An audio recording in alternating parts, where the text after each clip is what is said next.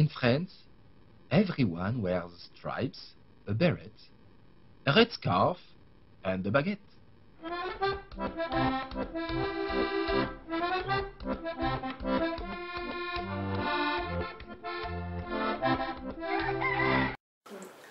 Okay, hello. Today I'm going to have a nice chat with LL, our native speaker. She's coming from North Carolina. Yep. Isn't it? Yeah. And we're going to talk about many things, and we're going to begin with the stereotypes. So, can you tell me how have you been welcomed in France, in our country? Well, the first time I came to France, I was a student. So I was with other foreign students at the university, and I feel like generally it was a really nice welcome. I feel like that's part of the program and part of what we pay for as students is to have a constructed welcome. But when I've come back in other capacities, for example, I was an assistant de langue, a language assistant. For example, that time when I came back, I had no lodging arranged. I was employed by national education system in France, but I had no lodging. I had, it was difficult for me to find my school. It was during August, so email was really unresponsive. It was just difficult to organize. So, mixed. Okay, do you think it was because that the people were older in the national education?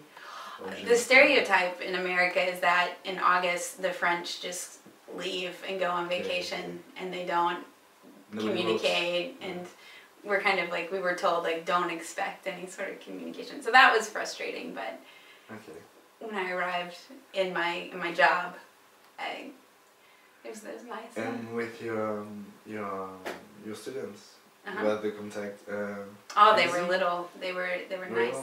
It's more difficult with the teachers. Yeah. Why? Do you have an idea about that? About how the French people see American people? I don't know why necessarily. That's totally up to them. But I think the stereotype is that, at least when I was coming to teach English, is that the stereotype from the American perspective is that the French are xenophobic, they want to protect their language, they're not really interested so much in like instilling a second language. But and do you think it may be a reason for the very low English level we usually have in France? I mean, I noticed that the school, okay, just to be clear, I've never seen English being taught in another country besides France. So I can't compare it to any other system. But for example, I do know that, I mean, I got to see my students begin at the beginning of the year, and I got to watch them progress, and I got to see their level at the end of the year.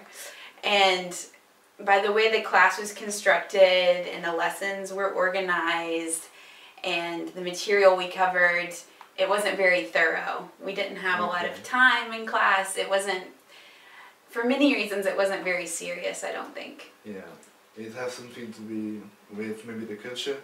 You know, the French people are maybe reticent. Reticent? In front of the American culture. Something like with the movies, I don't know. I mean, personally, I think the problem at the school was just a lack of organization. I can't say that for in general, but the stereotype, which I can speak for, the stereotype is that the French aren't really interested in letting another culture interfere with their own culture, especially at school, because school is a place where we educate society, right? So anyway, my impression, or an impression that a lot of English assistants have, was that, you know, it looks good to pay for foreign speakers to come to your country and teach, but at the end of the day it was not very organized, it was not very serious. I don't know if that contributes to the level of English in France. Do you have the same way to teach foreign languages in your country, in America? Oh, it's catastrophic in America. Ah, even worse than in France? Oh, it's terrible. We have no priority to learn foreign languages in America because we expect that the whole world speaks English. Watch us when we travel. We're catastrophic. We're terrible. Yeah, so I can't say that America's any better. I know that if we make efforts, you know, there are a lot of people, for example, who learn Spanish because we have a lot of immigrants that come from Middle and South America. And more because of business, a lot of people are learning Chinese. And then there's a niche also for learning Arabic for obvious reasons, for business as well. Business also, is a very important part of your of American culture. Philosophy, yeah. Of Culture. American culture, absolutely. Business is a huge a point for us, I think. You got God, business, guns. Maybe they're equal. No, for some people, maybe, yeah. Yeah. You speak very good French, so how did you make some trip in Europe, France? I don't know. Did you? I mean, I feel like if people, for example, if an American has a chance to go to university, like I did, which is very different than in France, our education system.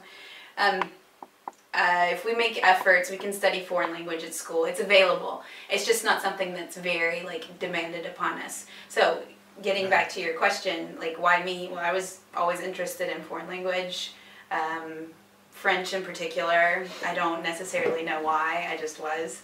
And so I made it a point to like study it at university, and then take trips to France. But it was individual effort. It wasn't like I started when I was 4 and then the school was really strict with me. Do you believe in God or your family?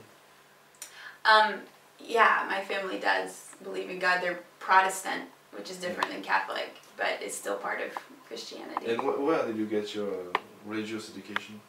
My religious education, when I was younger, church. It's very normal for a lot of the American population to go to church on Sunday. Not necessarily mass, but anyway, in general we have if it's not Christian, we have a population that is fairly religious. Okay, now that's cool. A bit? Yes and no.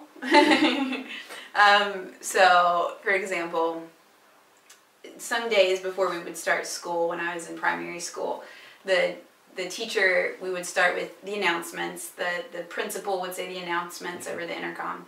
Then we would all say the Pledge of Allegiance, which is, I pledge allegiance to the flag of the United States of America, blah, blah, blah. So we give thanks to the country, right?